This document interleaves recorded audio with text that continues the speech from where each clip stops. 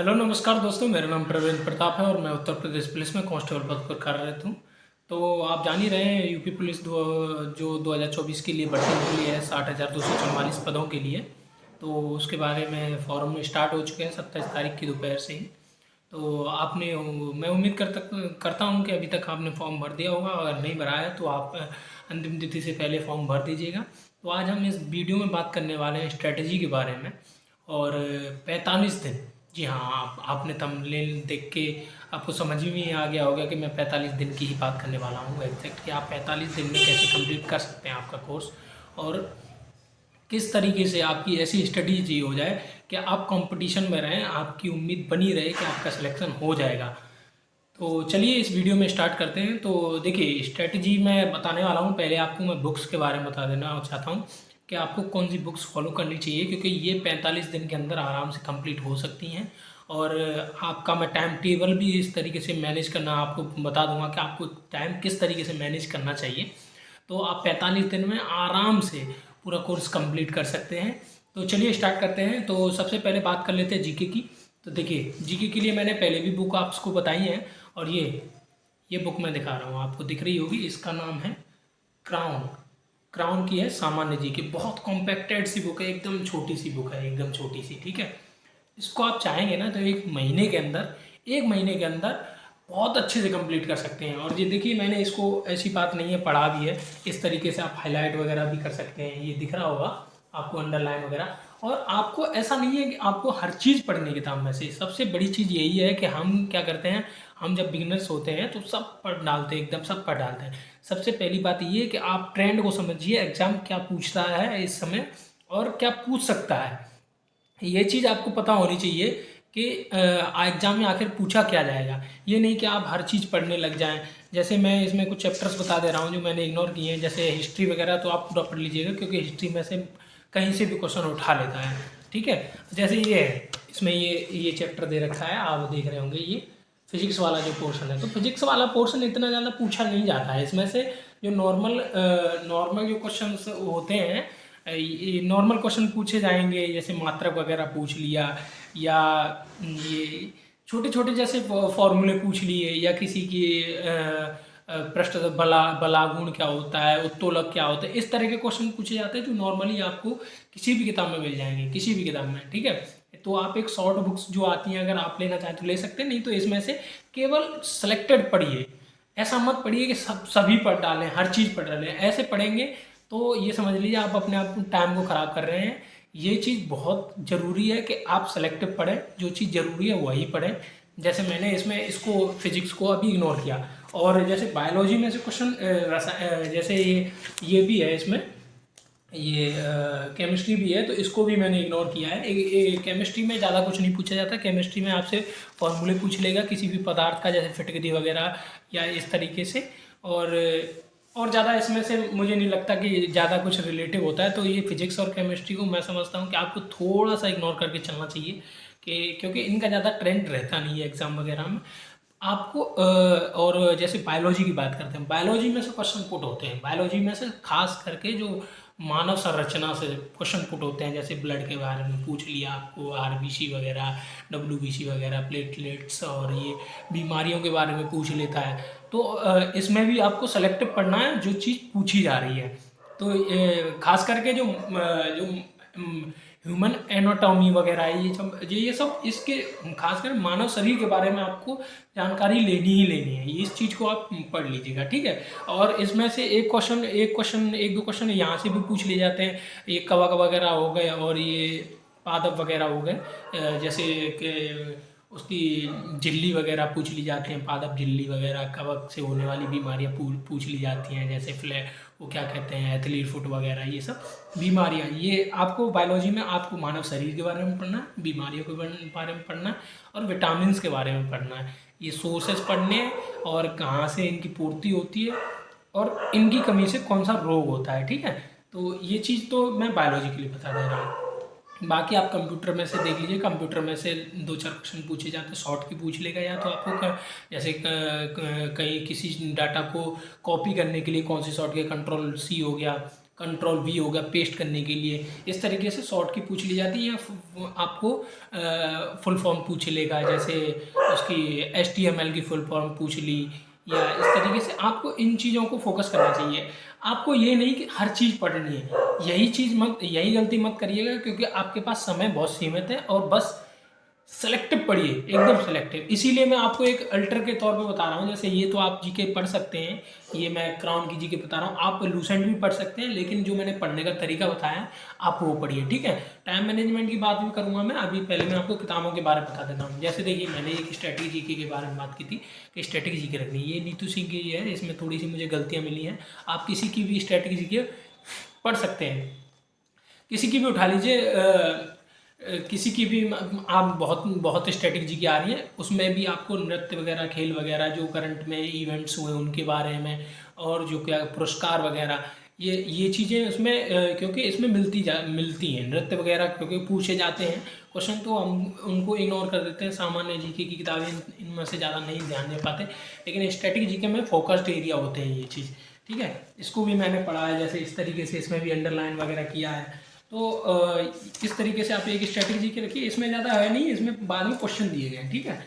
ये इतनी ही इसमें जीके वगैरह है, और इतनी से पेज हैं इसमें, और बाकी इसमें सब क्वेश्चन जो प्रीवियस ईयर में आए हुए हैं वो सब क्वेश्चन वगैरह दिए गए हैं, ठीक है।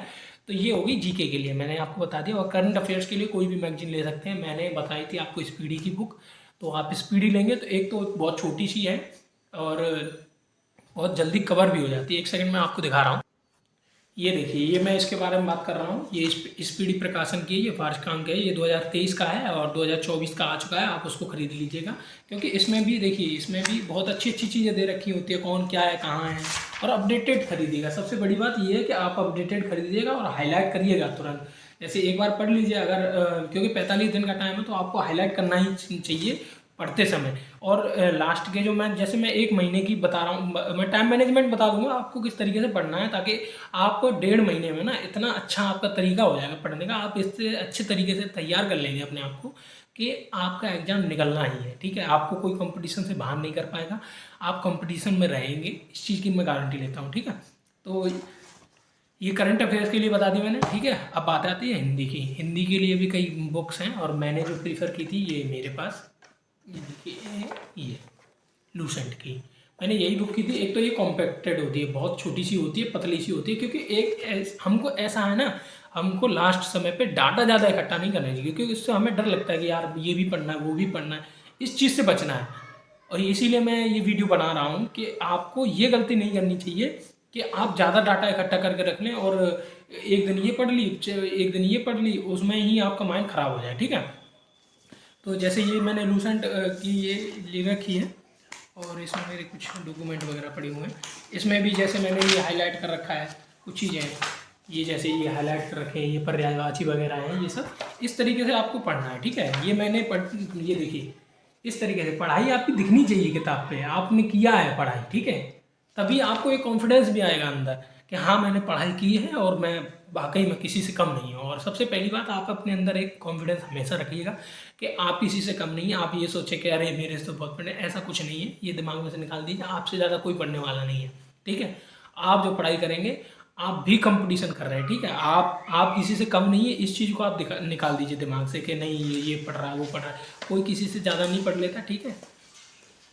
अगर आप पढ़ेंगे तो फाड़ देंगे आप एग्ज़ाम, कोई दिक्कत नहीं है। ऐसा कोई IAS PCS का एग्ज़ाम नहीं है जिसमें आपको पूरी डिटेल एकदम डीपली नॉलेज होनी चाहिए, ठीक है। तो उस चीज़ के लिए मैं बता रहा हूँ। ये आप हिंदी के लिए इसको फॉलो कर सकते हैं। नालंदा की बुक और आती है हिंदी की, उसको भी फॉलो कर सकते हैं, ठीक है। अब बात करते हैं रीजनिंग और मैथ की। उसके लिए जो बिगिनर्स हैं, मैं उनको बता दे रहा हूँ, ये जीरो वाले भी हैं ना, बिल्कुल एकदम जीरो से जो स्टार्ट कर रहे हैं, एकदम जीरो वाले जो मैथ में कुछ नहीं जानते, उनके लिए मैं सबसे बेस्ट तरीका बता रहा हूँ। आप टेक्स्ट बुक उठाइए, टेक्स्ट बुक जो है वहाँ से आप मैथ के सेक्शनल ब्लॉक लगाइए। आपसे जो हो रहा है वो ठीक है, अगर नहीं हो रहा है, आपसे जो क्वेश्चन निकल रहा है वो ठीक है, और जो नहीं निकल रहा है उसको सॉल्यूशन को सीखिए वहाँ से। और उसमें 2 तरीके से आंसर दिया होता है, एक लॉन्ग टाइप में दिया होता है और एक शॉर्ट टाइप में दिया जाता है। तो वहाँ से देखिए, मैं मॉक की बात क्यों कर रहा हूँ, मैं किताब को रिकमेंड क्यों नहीं कर रहा किसी को। मैं किताब इसलिए रिकमेंड नहीं कर रहा कि अगर आप चैप्टर वाइज पढ़ने जाएंगे तो 45 दिन में ना आप मैथ के, क्योंकि एक एक चैप्टर में बहुत प्रकार के क्वेश्चंस होते हैं और आप सभी प्रकार के क्वेश्चंस को करने लगेंगे एक चैप्टर में। मैं कह रहा हूँ कि आप एक महीने में आधी किताब भी पूरी नहीं कर पाएंगे सही से मैथ की अगर आप करेंगे तो, ठीक है। या तो आप कोई कॉम्पैक्टेड छोटी सी बुक ले लीजिए या तो उसको कर लीजिए, या सबसे बेस्ट मैं तरीका बता रहा हूँ मैथ और रीजनिंग के लिए, आप टेक्स्ट बुक पे जाइए और मॉक लगाइए, दबा के मॉक लगाइए, सेक्शनल मॉक, ठीक है। स्कोर की बात नहीं कर रहा मैं, आपको स्कोर के बारे में सोचना ही नहीं है, आप वहाँ सीखने के पर्पज से जा रहे हैं, ठीक है। मैथ सीखने के पर्पज से जा रहे हैं, आप वहाँ पे मॉक लगाएंगे, ठीक है। आपने आपने ठीक है, आप 38 क्वेश्चन थे उसमें से 15 ही निकले या आप 10 ही निकले, उस चीज़ को आपको नहीं देखना है, आप वहाँ सीखने के पर्पज से गए हैं, ठीक है। ये नहीं देखना है कि मेरा स्कोर कम आ रहा है या ये हो गया वो, कुछ नहीं, उस चीज़ को इग्नोर करिए।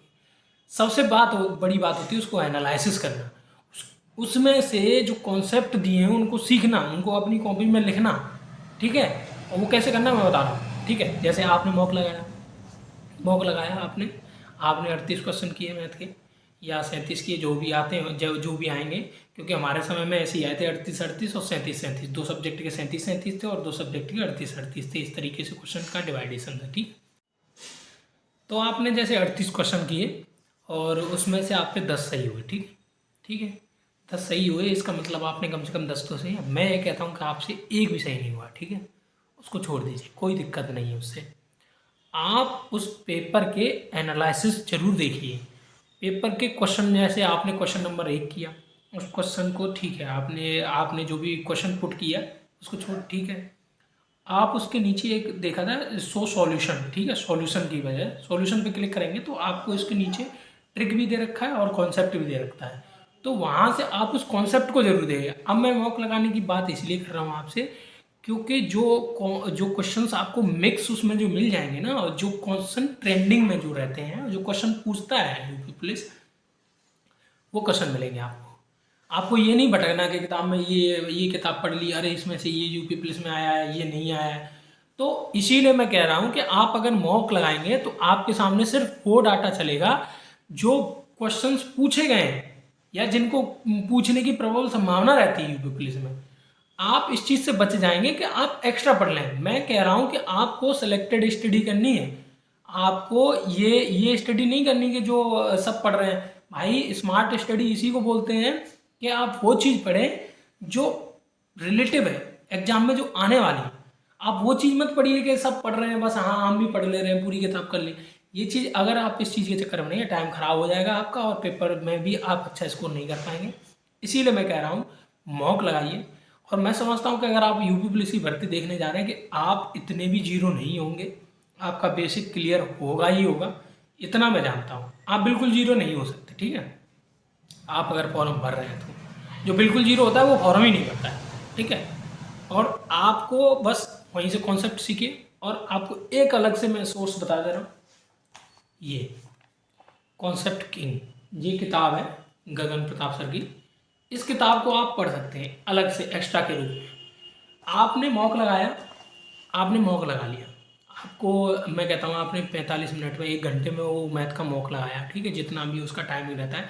एक तो वहाँ से टाइमिंग मैनेजमेंट भी सीख जाएंगे, आपके मैथ को इतने समय में आपके पास पाबंदी रहेगी, आप जल्दी से जल्दी कोशिश करेंगे करने की। क्योंकि मैथ ऐसा सब्जेक्ट है पेपर में जिसके ठोस नंबर मिलते हैं, उसके नंबर को नहीं काट सकता कोई नहीं काट सकता। जीके में आपका पता नहीं कहाँ से आएगा क्वेश्चन, ये रहता है, लेकिन मैथ का आपको पता है कि टाइम एंड वर्क का आना ही आना है, ब्याज का आना ही आना है, चक्रवृद्धि ब्याज का आना ही आना है, और समय दूरी का आना ही आना है, ये सब लाभ हानि का आना ही आना है, ये सब हमको पता है भाई, पूरी तरह से जानते हो, ये क्वेश्चंस आने ही आने हैं, ठीक है। हमको ये चीज़ सीखनी है कि यूपी पुलिस ने जो पूर्व में पेपर कराए हैं तो वो किस लेवल के पेपर लेती है, किस लेवल का क्वेश्चन आता है उसमें, ठीक है। यही चीज़ तो सीखनी है, यही तो है स्मार्ट स्टडी, और क्या है। इससे ज़्यादा थोड़ी हमको ये चीज़, हमको पीएचडी नहीं करनी है, हमको पेपर निकालना है। ये चीज़ आप अपने दिमाग में बिठाइए, ठीक है। और पेपर निकालने के लिए जो मैं तरीका बता रहा हूँ आपको, उसको अगर आप फॉलो करेंगे तो मैं समझता हूँ कि आप 45 दिन में ना आप खुद देखेंगे कि आपने किस तरीके से अपने आप को इम्प्रूवमेंट कर लिया। आपको क्वेश्चन लगाने, मॉक लगाया आपने, क्वेश्चन नहीं हुए, आप क्वेश्चन को लिखिए, उसके सॉल्यूशन को लिखिए, सॉल्यूशन को माइंड में बिठाइए, सॉल्यूशन को याद कर लीजिए। जब नेक्स्ट मॉक देने जाएंगे तो उससे पहले जो बुक में लिखे हैं क्वेश्चंस, उनको क्वेश्चंस को देख लीजिए, उनके सॉल्यूशन को देख लीजिए, तब नेक्स्ट मॉक लगाइए। अगर आपका स्कोर इम्प्रूवमेंट ना हो तो मैं गारंटी ले रहा हूँ, अगर आपका स्कोर इम्प्रूवमेंट ना हो जाए, आपसे क्वेश्चन ना निकलें, तो आप मेरे से जो भी आपको कहना हो कहिएगा। ये चीज़ मैं गारंटी ले रहा हूँ इस चीज़ की कि आप मॉक लगाइए, आपसे जो क्वेश्चन नहीं निकल रहे हैं आप उनको अपनी कॉपी में लिखिए, और उससे अगले दिन जो मॉक लगाएंगे उस कॉपी को एक बार देख के तब मॉक लगाइए। वहाँ से आपका इतना इम्प्रूवमेंट हुआ है जितना इम्प्रूवमेंट कहीं से कोई भी किताब पढ़ के आपके जो है मैथ में इम्प्रूवमेंट नहीं हो सकता। ये मैं आपको ऐसी बात बता रहा हूँ कि इस चीज़ को आप फॉलो कर गए तो आपका एग्ज़ाम निकलना है। मैथ में आप कभी मार्क्स नहीं खाएंगे, इस चीज़ की मैं गारंटी लेता हूँ, ठीक है। क्योंकि इसमें आप वो कॉन्सेप्ट सीखेंगे जो वाकई में आपको ज़रूरत है, आप एक्स्ट्रा नहीं सीखेंगे, आप वो सीखेंगे जो वाकई आपको ज़रूरत है। एक्स्ट्रा के लिए मैंने आपको ये बुक बता दी है, आप इसको खरीद सकते हैं, कॉन्सेप्ट किंग है ये, गगन प्रताप सर की। इसमें आपको क्या दिया है, इसमें सभी फॉर्मूले वगैरह दिए हैं, ठीक है, सभी कॉन्सेप्ट दिए हैं इस तरीके से। आप हाईलाइट कर लीजिए। क्वेश्चन पेपर देने से पहले आप एक बार इसको भी देख सकते हैं। अब मैंने आपको मैथ की भी बता दी स्ट्रेटेजी, ठीक है। मैथ को आपको किस तरीके, मैं कोई बुक रिकमेंड नहीं करना चाहता, मैं आपके टाइम ख़राब करने वाली चीज़ रिकमेंड नहीं करूँगा। आप उसके लिए भले ही आप किसी और की वीडियो देख के आपको लगता हो कि नहीं ये मैथ कर लूँ, मैं वो मैथ कर लूँ, नहीं कर पाओगे आप। मैं बता रहा हूँ आपके पास सीमित समय है, मैं जो तरीका बता रहा हूँ बहुत इफेक्टिव तरीका है, और इस चीज़ से मैंने अपनी लाइफ में भी परिवर्तन देखा है, ठीक है। इस चीज़ से मैंने अपनी लाइफ में परिवर्तन देखा है, और इसीलिए मैं आपको रिकमेंड कर रहा हूँ कि आप क्वेश्चंस मॉक लगाइए, वहाँ से कॉन्सेप्ट सीखिए, वहाँ से कॉन्सेप्ट को लिखिए अपनी किताब में। जो नेक्स्ट मॉक लगाइए उससे पहले उस कॉन्सेप्ट को देख लीजिए, उसको सीख लीजिए। अब अगर आपको नहीं समझ में आ रहा, आप उसको रट लीजिए किस तरीके से होता है, फिर अगले मॉक में उसको अप्लाई करिए। अगर आपसे क्वेश्चन न निकले तो मुझसे कहिएगा। अब मैं बता रहा हूँ कि आपका इतना इम्प्रूवमेंट हो जाएगा, इतना इम्प्रूवमेंट होगा कि आप खुद कहेंगे कि 45 दिन आप इस चीज़ को फॉलो करके देखेंगे ना, आप 45 दिन के बाद आप जब मॉक लगाएंगे ना, आप पहले मॉक का स्कोर देखिएगा और लास्ट मॉक का स्कोर देखिएगा, आपको खुद पता चलेगा कि आपने कितना इम्प्रूवमेंट कर लिया है, ठीक है। ये चीज़ मैंने बता दी आपको बुक्स वगैरह के बारे में, ठीक है, आपको किस तरीके से पढ़नी है ये चीज़ें। और बाकी किताबें खरीदने के लिए तो आपको ये भी देख सकते हैं, अगर आपको खरीदना है, मैथ करना है, ये भी कॉम्पैक्टेड बुक है, CGL किंग। इसमें CGL लेवल का मैथ है, अगर आप इसको कर लेंगे तो आपको किसी की मैथ की आवश्यकता नहीं पड़ेगी, कहीं का मैथ नहीं पढ़ना। लेकिन मैं आपको बता रहा हूँ कि आप बुक्स के चक्कर में मत पड़िए, या आपको अगर ज़्यादा बुक का चस्का पड़ा है तो कोई छोटी सी कोई कॉम्पैक्टेड बुक खरीदें, उससे ज़्यादा कुछ नहीं। जो आप एक महीने में, मैं सोच लो मेरे पास एक अचीवमेंट मैथ था, बहुत छोटा सा था, स्मॉल सा था, ठीक है, 12 दिन के अंदर कंप्लीट करता था, मात्र 12 दिन के अंदर। तुम सोच लो 12 दूनी 24, 2 बार कंप्लीट हो जाता उसमें, क्योंकि एक तो उसमें क्वेश्चंस कम थे, हर कॉन्सेप्चुअल पे एक क्वेश्चन था और क्वेश्चंस कम थे। क्वेश्चन कम है, आपको कॉन्सेप्ट सीखने हैं, आपके पास समय है कि कॉन्सेप्ट सीखे, ठीक है।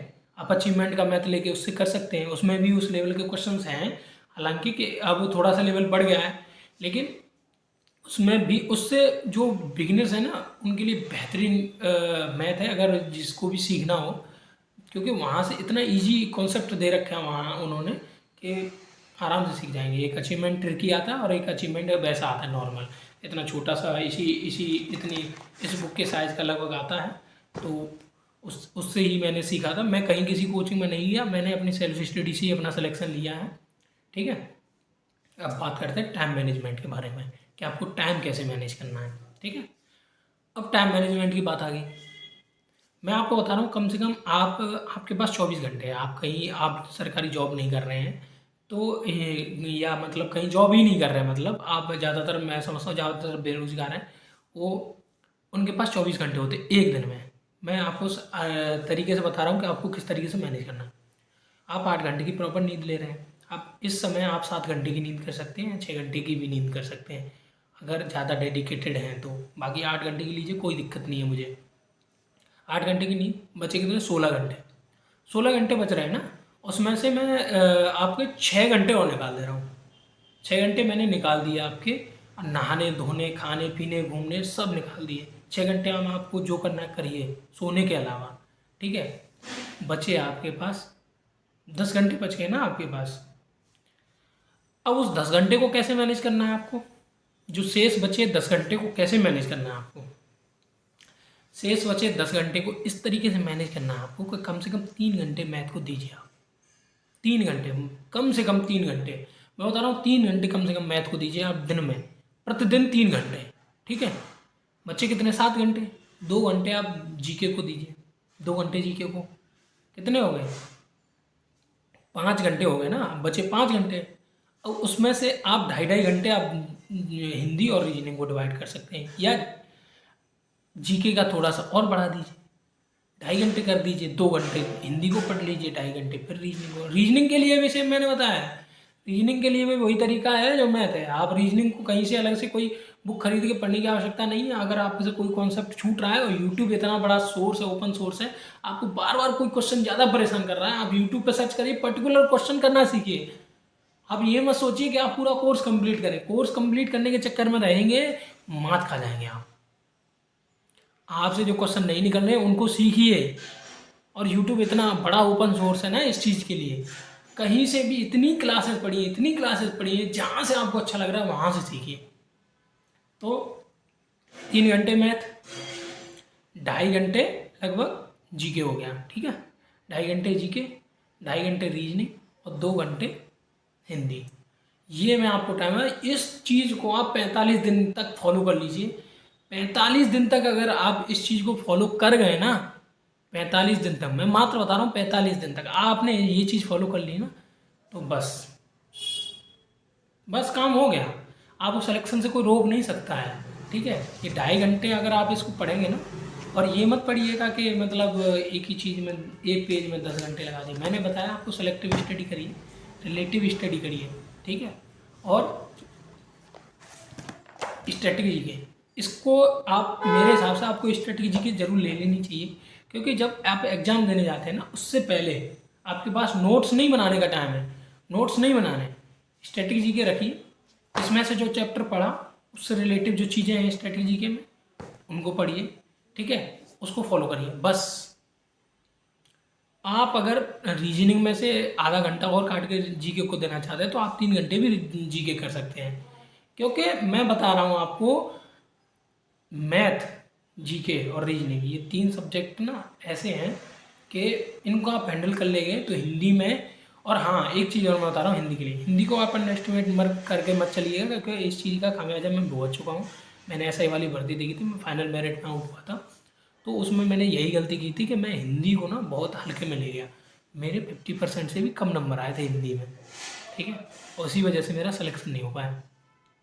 तो मैं बस बता रहा हूँ कि आप हिंदी को हल्के में मत लीजिएगा। हिंदी में पर्यायवाची और एक शब्द के लिए अनेक शब्द, ये इस तरीके से विलोम शब्द फलाना वगैरह, ये सब अच्छे तरीके से, एकदम अच्छे तरीके से, ये आप, मैं बता रहा हूँ जो मैंने आप टाइम टेबल बताया है, आप 45 दिन तक फॉलो कर गए ना, सिलेक्शन से कोई रोक नहीं सकता, ये मेरी गारंटी है, ठीक है।